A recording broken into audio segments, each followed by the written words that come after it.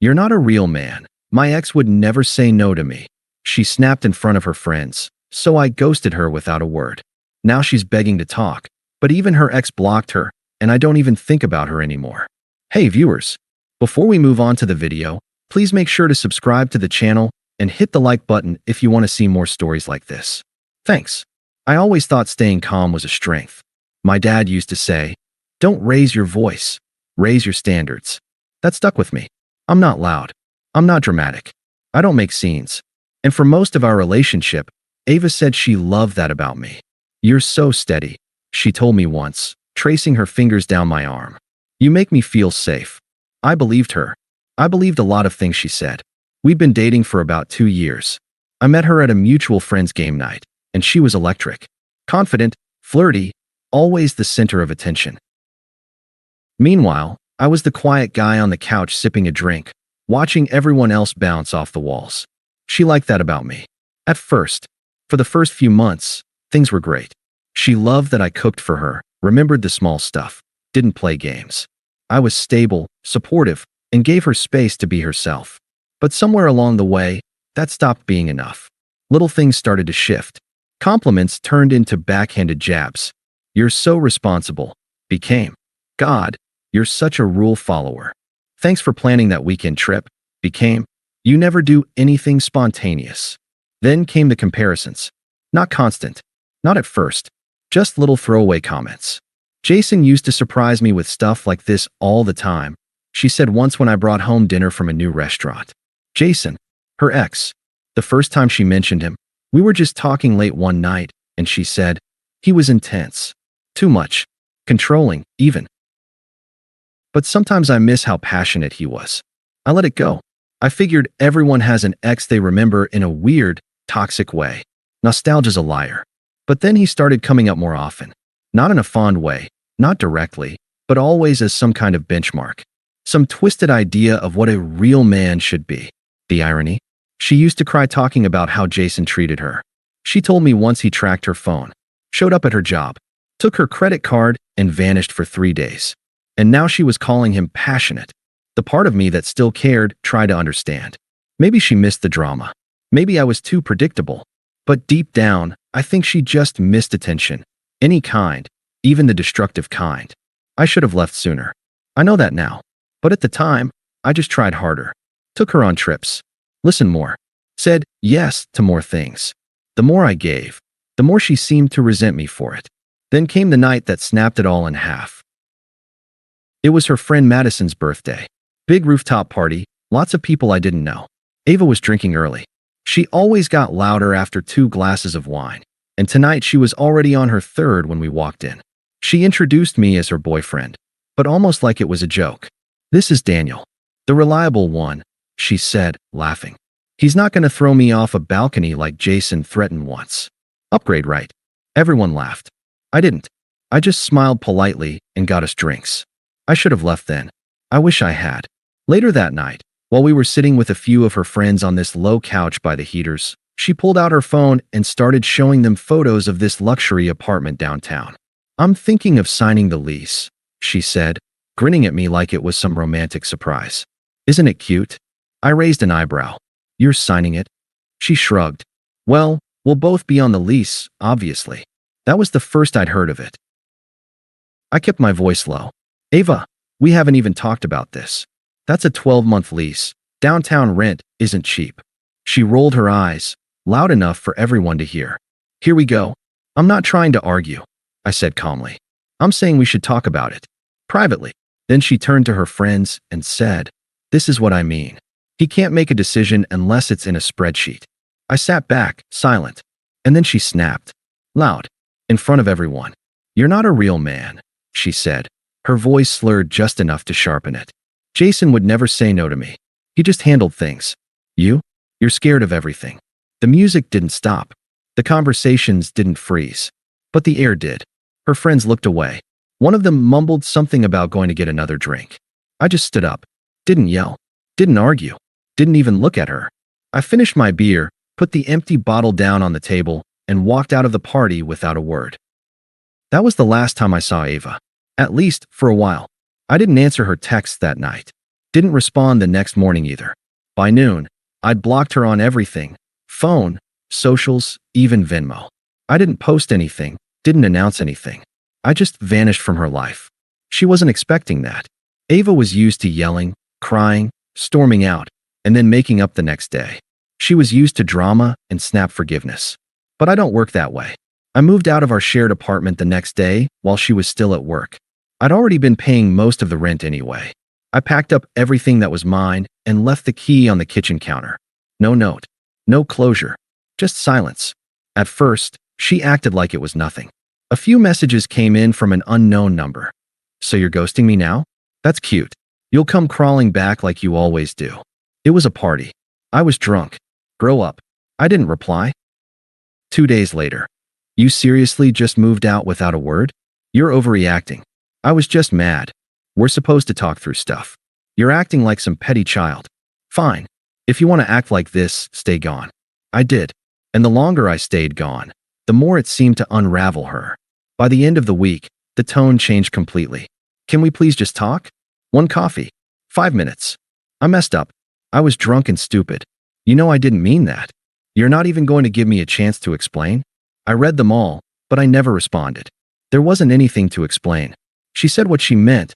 "You're not a real man." Jason would never say no to me. She wanted control. She wanted someone to chase her after being publicly humiliated. She wanted the old pattern: cruelty, silence, then attention. I wasn't giving it to her. That's when the outside pressure started. Her best friend, Camila, texted me, "Ava's been crying for days." I know she messed up, but no one deserves to be ignored like this. Then a mutual friend, Eric, messaged me on Instagram. "Dude, she's not doing well. At least let her say her piece." They meant well, but they weren't there. They didn't hear what she said.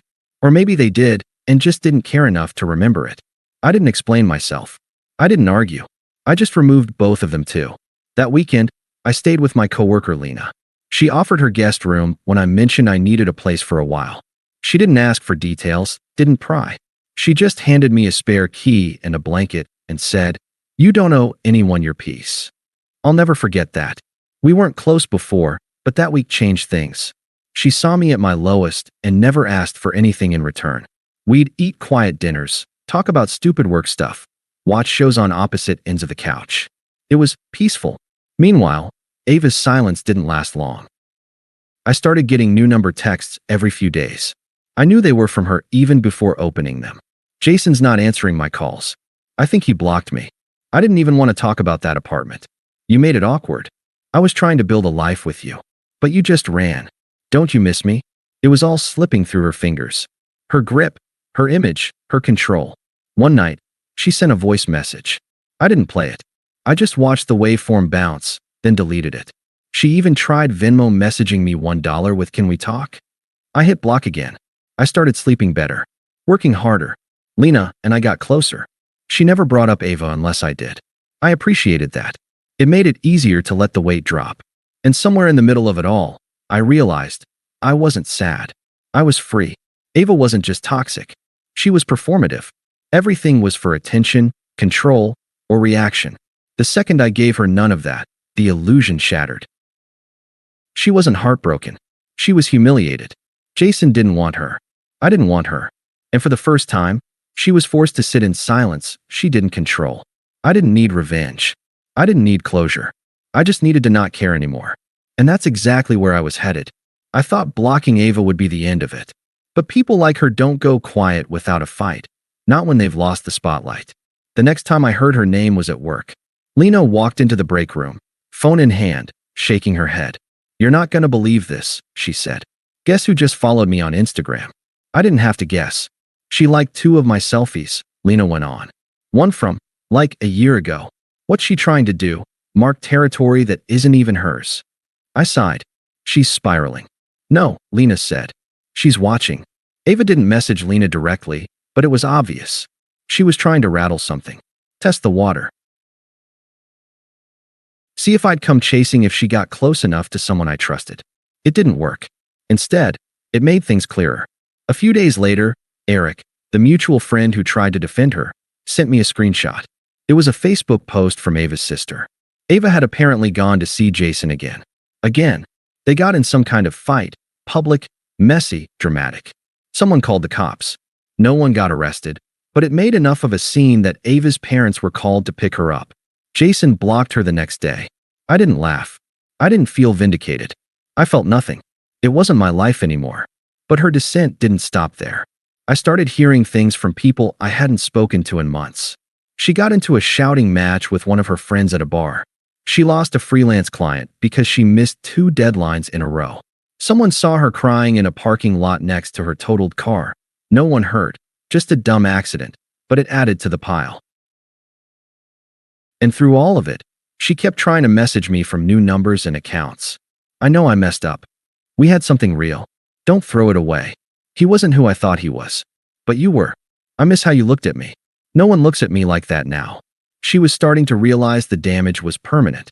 And the more desperate her messages got, the more calm I felt. I'd started working out more. I cut back on junk food. I stopped skipping lunch breaks and started taking walks with Lena instead. Sometimes we'd go to the same coffee shop Ava used to hate because she said it was too quiet. That became the point. I wasn't just recovering. I was evolving. One day, I posted a photo from a small weekend hike. It wasn't anything flashy, just a shot of me by a cliffside looking out at the trees. Ava liked it from a burner account and commented, "Missed this." I blocked it without replying. A week later, she texted me from a different number, just the word, "Please." I didn't even open it. That night, I told Lena about it. We were having dinner on her patio, just the two of us, watching the sky turn orange behind the city skyline. "She's still reaching out?" she asked. "Every few days." Lena took a sip of wine, then leaned back in her chair. "You know, some people think silence is cruel." I nodded. "But not everyone deserves words." She smiled. "Exactly. I'd never told Lena everything about what happened with Ava, but she knew enough. And in that moment, I realized I didn't need to tell her more. That part of my life wasn't worth explaining anymore. It was behind me. Ava was behind me. And she hated that. Because the worst punishment for someone like her wasn't anger, or insults, or revenge. It was indifference. And I had plenty to give. I should have known it wouldn't stop at texts. The night she showed up, I was alone at Lena's. Lena was visiting family for the weekend, and I was sitting on the couch eating leftovers, halfway through a documentary. I didn't hear the knock at first. It was light, hesitant. I thought it might be a neighbor. But when I opened the door, there she was, standing on the porch with her makeup smudged, hair pulled back in a way I'd never seen before. Her jacket was way too thin for the weather. She looked like a stranger. "Hi," she said softly, smiling like we were still a couple. I didn't say a word. I was walking around," she said, glancing past me into the apartment. I had nowhere to go. Her voice was shaky, but her tone was rehearsed, the same performance I used to fall for. Pity, vulnerability, the damsel pose. "I don't want to fight," she said, stepping slightly closer. "I just miss you." I didn't move. I didn't open the door wider. I just stood there. She looked down, then back up. "Jason's gone. He blocked me. Everyone's kind of disappeared. And I just keep thinking about you. About how safe I felt with you." There it was again. Safe. She meant boring. Predictable. Weak. A fallback. But now that her drama imploded and the real men were gone, suddenly she wanted the steady arms she used to mock. "I made a mistake," she whispered. I didn't know how good I had it. I finally spoke. "You knew," I said, quiet and calm. "You just didn't care." Her expression cracked for the first time. She wasn't expecting that. "I didn't mean what I said that night," she said quickly. "You know I was drinking." I was angry. "You meant every word," I said. "Because drunk you isn't different." She's just honest. She tried to step forward again, but I blocked the frame. "Please," she said. "Can't we just talk for 5 minutes? Just talk. That's all I'm asking." I looked at her for a long moment. Then I shut the door. No anger. No slamming. Just click. She stayed out there for a few more seconds, maybe waiting for the door to reopen. Then I heard her walk off. She never knocked again. After that, things went quiet for a while. I figured maybe that was it. She finally gave up. But people like Ava don't give up. They recalculate.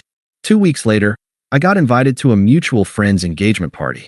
I didn't want to go, honestly, but Lena nudged me into it. "It's time," she said. "You've already moved on. Why hide it?" She wasn't wrong. I wore a clean button-up, showed up late, and kept things casual. I didn't drink. I didn't linger. I just made my rounds, said hi to old friends, and found a quiet spot by the back patio with a plate of food and peace. And then I heard her laugh. Ava. I turned slowly. She was standing by the bar inside, talking to someone I didn't recognize. Dressed like she was trying way too hard to look like she wasn't trying. She saw me before I could turn away. Our eyes met for just a second, and she broke away from her group and came straight toward me. Hey, she said, breathless. Didn't think I'd see you here. I nodded once. It's a small city. She laughed awkwardly, then looked down at her shoes like this was some kind of rom-com. I just wanted to say, I'm really sorry for everything. For how I treated you. For what I said that night. I said nothing. She took it as an invitation to keep going. I didn't mean it. You know that, right? I was drunk.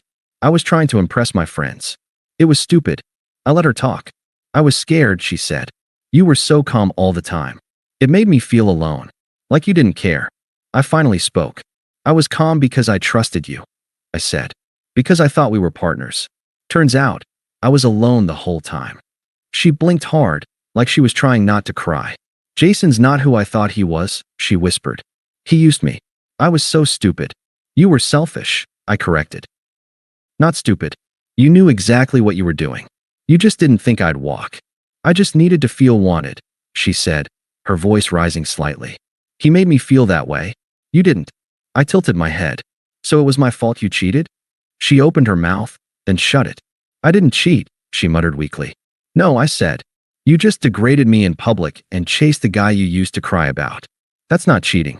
It's just pathetic. Her face twisted. You think you're better than me now, don't you? No, I said. I've always been better. I just didn't realize it until you showed me who you really are. She stared at me, waiting for me to flinch. I didn't. Lena walked up beside me a second later. You ready to go? I nodded and turned back to Ava one last time. I hope you figure yourself out, I said. But I'm not going to be part of the mess you leave behind anymore. Then I walked out with Lena. Ava didn't follow. She hasn't reached out since. It's been months now. Ava's name doesn't come up anymore. Not from friends, not from messages, not from my own thoughts. She's just gone. I still see her accounts sometimes. New ones, each with fewer followers, each one quieter than the last. I don't block them anymore. I don't need to. Some ghosts haunt you. Others fade when you stop chasing them. I didn't win anything. I didn't get revenge. I just stopped giving her power. Now I sleep well, eat better, and spend my weekends with people who don't drain me. Lena and I still hang out. Maybe something more is growing there, maybe not. Either way, it's healthy, easy, real. Ava once said, Jason would never say no to me. Well, now neither of us says anything to her. And somehow, that silence says it all. Thanks for watching. Make sure to subscribe to the channel and hit the like button. What do you think about this story? Share it in the comments.